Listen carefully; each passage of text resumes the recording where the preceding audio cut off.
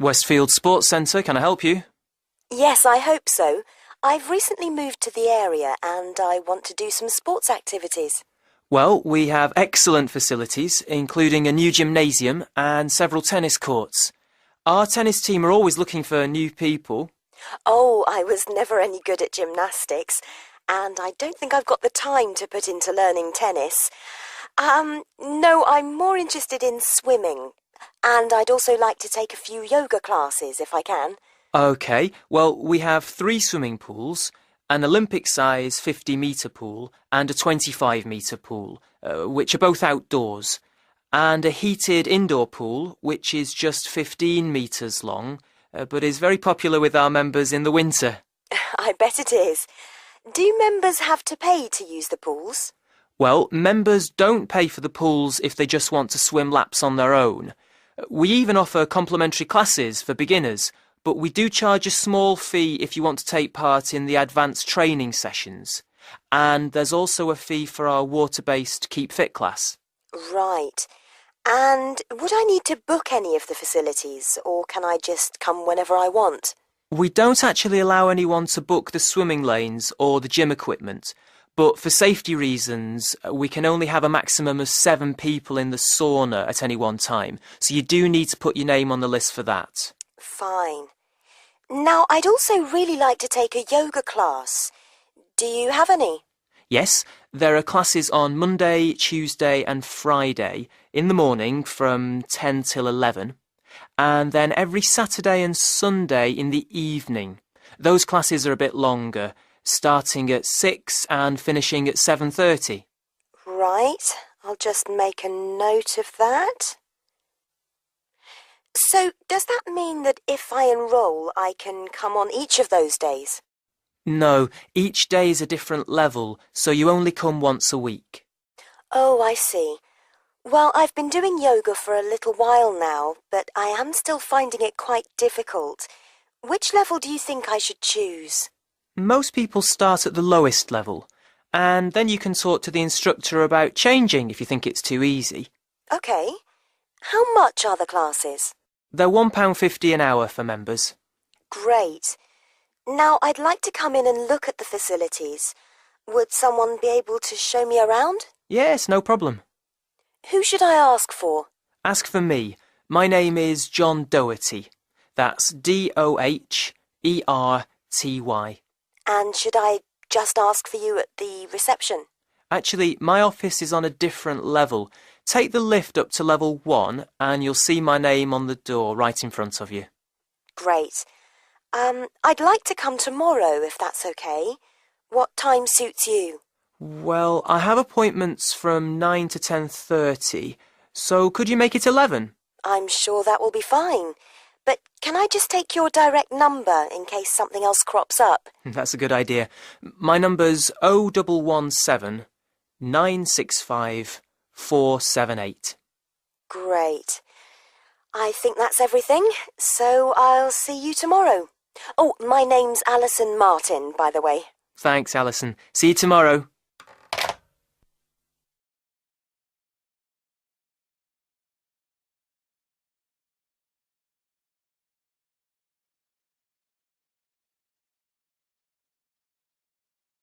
Now turn to Section 2. Section 2. You will hear a guidance counsellor talking to a group of students. First, you have some time to look at questions 11 to 14.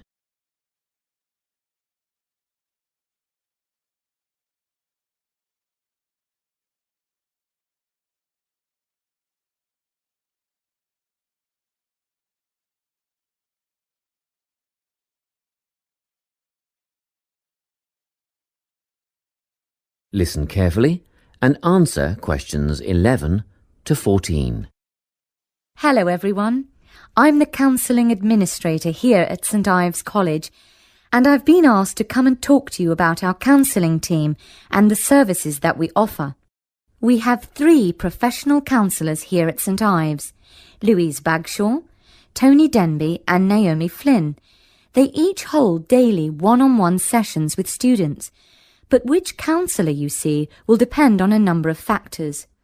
If you've never used a counsellor before, then you should make an appointment with Naomi Flynn.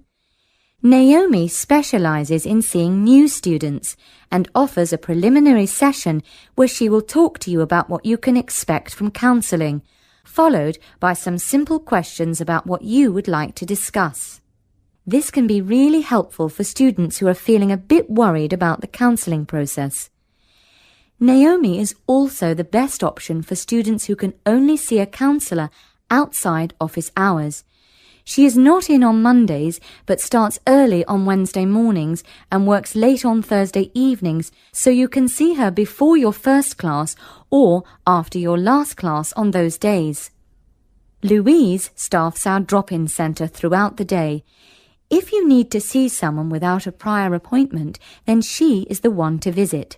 Please note that if you use this service, then Louise will either see you herself or place you with the next available counsellor.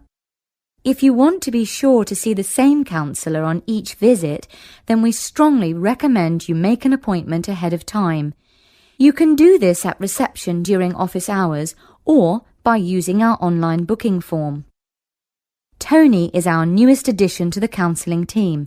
He is our only male counsellor, and he has an extensive background in stress management and relaxation techniques. We encourage anyone who is trying to deal with anxiety to see him. Tony will introduce you to a full range of techniques to help you cope with this problem, such as body awareness, time management, and positive reinforcement.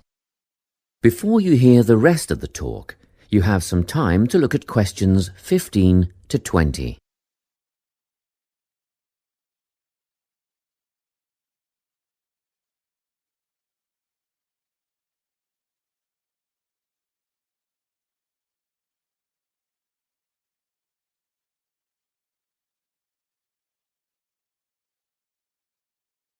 Now listen and answer questions 15 to 20.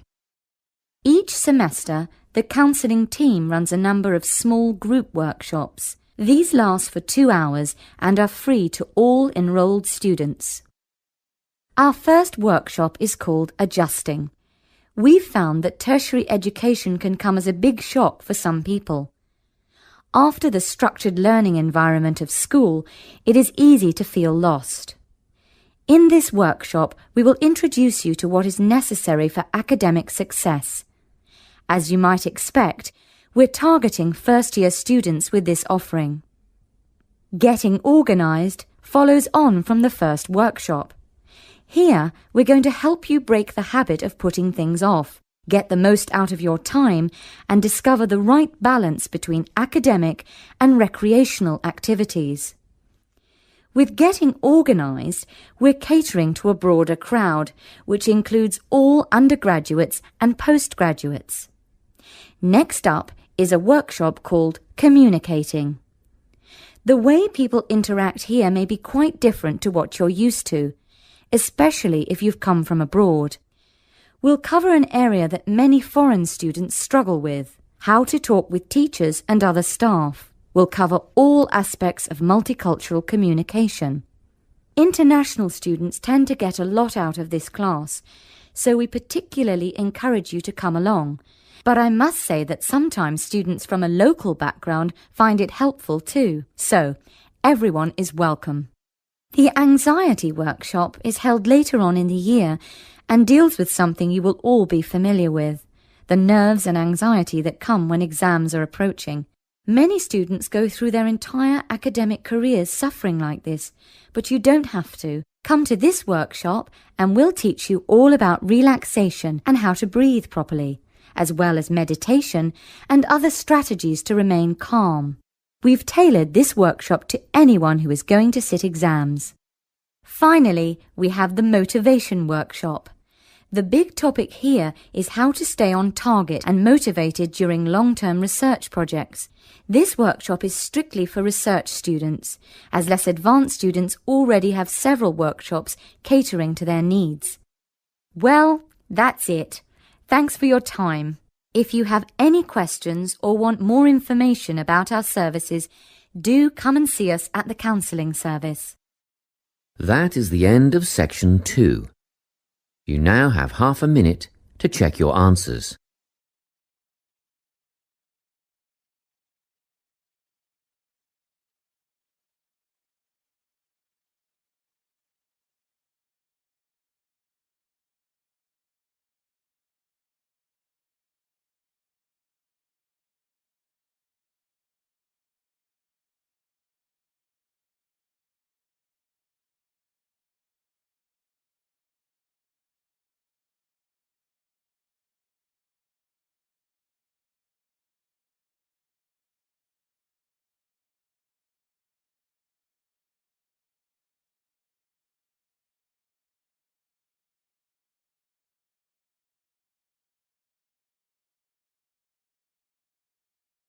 Now turn to Section 3. Section 3. You will hear a conversation between a student and her professor talking about a summer course. First, you have some time to look at questions 21 to 24.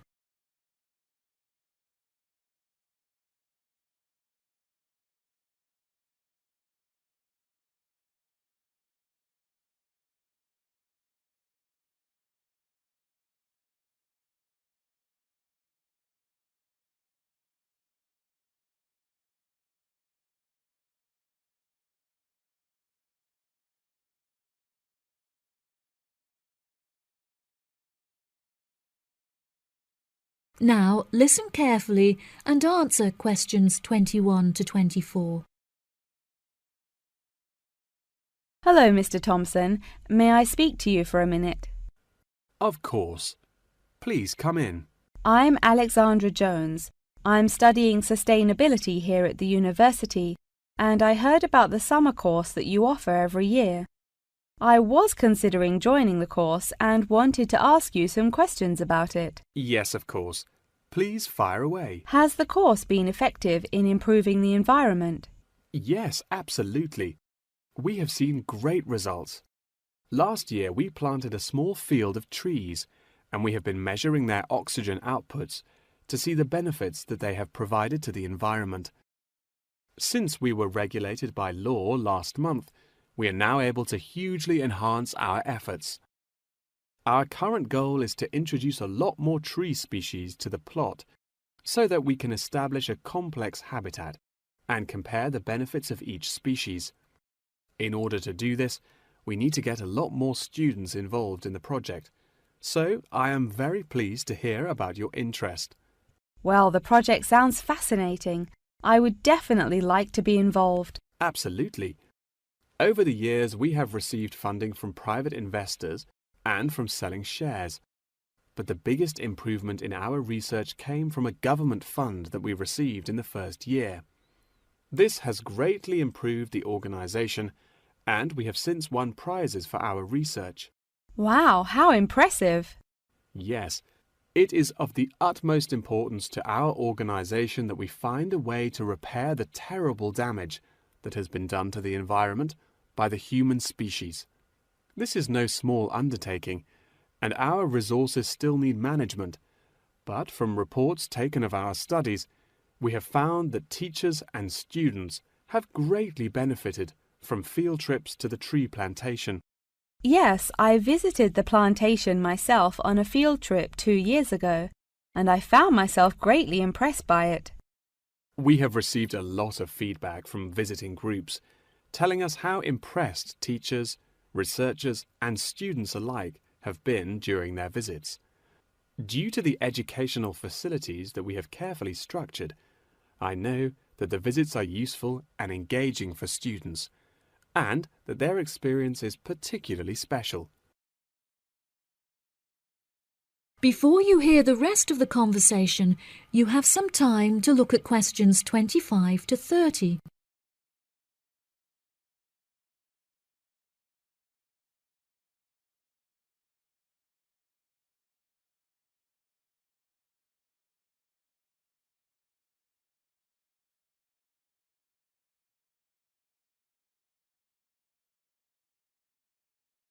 Now listen and answer questions 25 to 30. So, what is the particular focus of the organisation and the reports that it provides? I am personally very interested in soil erosion, so I knew that I definitely wanted to focus some of the report on this area. Before I set up the organisation, I looked up information on what areas were currently being researched, and I found that there were already studies into air pollution and water pollution. I obviously wanted to find a unique area to research, and so these were no good. I was tempted to look into the background of overgrazing, but the impacts of forest exploitation are far more devastating, and very little research has been carried out on this subject. So I decided that this should also form some focus for the report. Yes, that makes sense. What have you found to be the greatest benefits of the activities carried out by the organisation? I have found that the greatest benefits are not the ones that anyone can learn from a book, like how to collect data, but more importantly are life lessons that one can gain only from experience. Students who have partaken in the summer course have massively enhanced their confidence, which will prove invaluable for the rest of their lifetime. The people who partake in the summer course already know the importance of environmental protection, so it is not important that we spend time teaching them this. Students instead benefit from learning the importance of punctuality, as each day they have to wake up early to make sure that they are not late for their practical experience sessions. If I decide to attend the summer course, what will I be doing for the rest of the time when no activities are going on? Well, we unfortunately don't yet have a library on site, so you would be unable to read reference books, although you are obviously welcome to bring some books of your own with you. We offer a range of fun hobbies, such as games and painting, for students to participate in outside of their classes, so you could participate in one of these activities. We do not offer tutorials outside of the scheduled classes.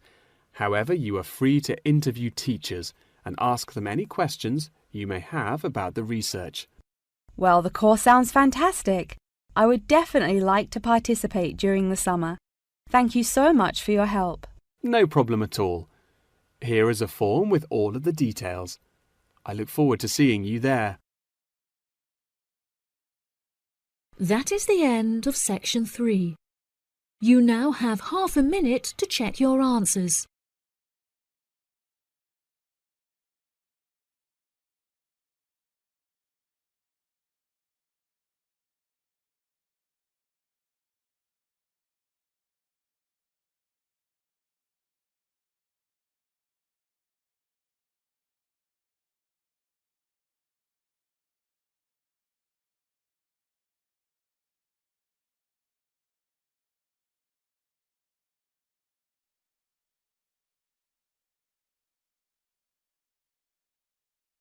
Now turn to section 4.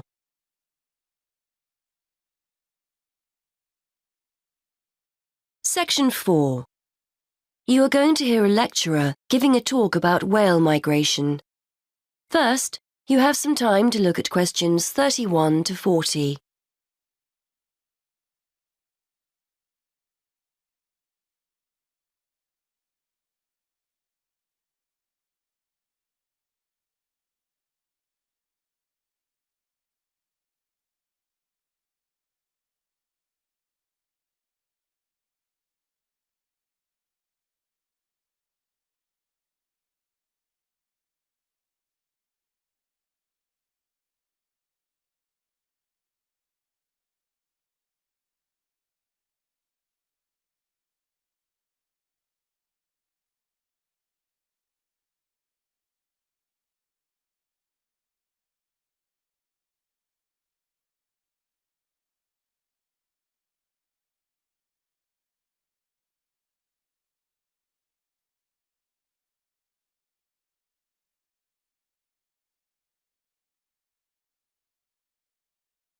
Now listen and answer questions 31 to 40. Today we're going to continue our investigation into the use of technology in plotting oceanographic migratory patterns. And I'd like to focus specifically on creatures that we didn't even realise existed until very recently. Pygmy blue whales. In particular, I'd like to talk about a high-tech method of tracking that researchers have used to find out more about these creatures. Pygmy blue whales, which are one of several subspecies of blue whales, spend their lives in the vast expanses of the Indian and Southern Pacific Oceans. They were first identified as a distinct subspecies in 1966. Before then, they were probably confused with the Antarctic or true blue whale, so it's only recently that researchers have started to learn about them and their migrations to and from their breeding and feeding grounds. Scientists are interested in pygmy blue whales because, although they are a very mobile subspecies, very little is known about their movements and their populations. Large-scale movements of whales are particularly hard to study, and what we do know about pygmy blue whales, we've mainly learned from examining whaling records. There are several populations of pygmy blue whales in the southern hemisphere and two main feeding grounds off southern and western Australia. Scientists were interested in testing their hypothesis that the pygmy blue whales feeding off Western Australia migrate to Indonesia to breed. To track the whales' movements, researchers made use of something called satellite telemetry. This refers to the use of a satellite-linked tag attached to a whale. When the antenna on the whale breaks the surface of the water, the tag communicates with a satellite system. The location of the whale can be determined when multiple satellites receive the tag's transmissions, much like how the navigation system works on a mobile phone. Researchers receive this location data in almost real time via the project website, which allows them to track the movement of the tagged whale from many miles away. The use of these tags has enabled researchers to discover that pygmy blue whales do indeed travel northwards from the west coast of Australia in March and April, reaching the warmer breeding grounds of Indonesia in June. They remain there until September, at which time they then return to Australian waters. In addition to identifying the migratory pattern of this particular population of pygmy whales, research has also shone new light on the whales' feeding patterns. It's usually assumed that whales go without food outside of the summer, when they leave their feeding grounds. But interestingly, the pygmy blue whales studied travel from productive feeding grounds off Western Australia to productive areas in Indonesia, and therefore probably still have the opportunity to feed whilst they're in their breeding grounds. It is hoped that mapping the migratory movements of the pygmy whales will help conservation efforts for these endangered animals, and the study has enabled researchers to identify specific conservation issues. For example, the migratory routes of pygmy blue whales correspond closely with shipping routes. Consequently, researchers are keen to monitor whether this has any negative effects on the whale's behaviour. Baleen whales, these are whales that use filters to feed, not teeth, use sounds to communicate and to gain information about their environment.